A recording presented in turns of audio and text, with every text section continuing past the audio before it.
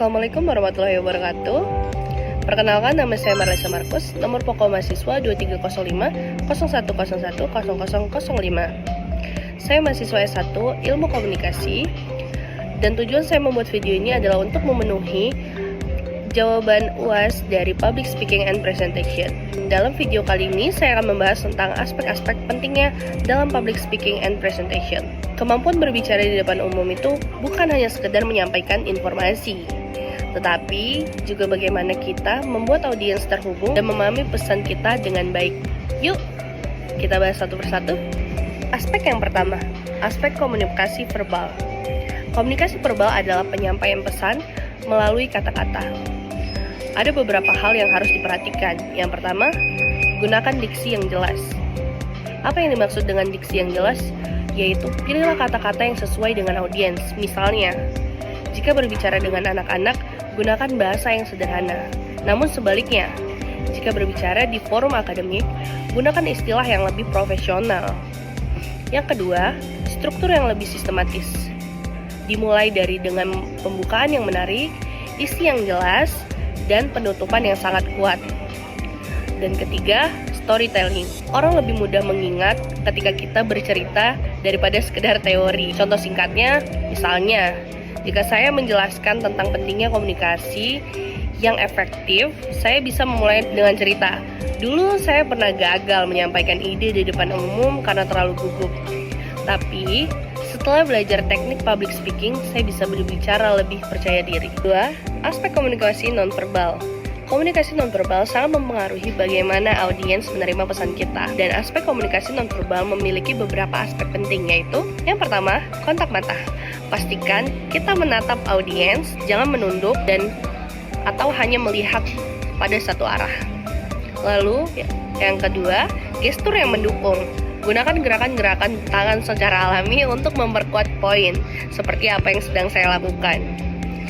Dan yang ketiga, postur tubuh yang terbuka. Jangan menyilangkan tangan atau membungkuk, karena bisa memberikan kesan kurang percaya diri. Contohnya, coba perhatikan perbedaan di antara seseorang yang berbicara dengan tangan disilangkan dan tanpa ekspresi wajah, dibandingkan dengan seseorang yang menggunakan gestur tangan yang lebih natural dan ekspresi ramah, pasti terasa lebih engaging kan? Aspek artikulasi dan intonasi suara. Yang pertama, artikulasi yang jelas. Ucapkan setiap kata dengan baik agar mudah dipahami. Yang kedua, intonasi yang dinamis. Jangan monoton. Gunakan variasi nada untuk menekan poin-poin. Yang ketiga, kecepatan bicara yang pas. Jika terlalu cepat, audiens bisa bingung.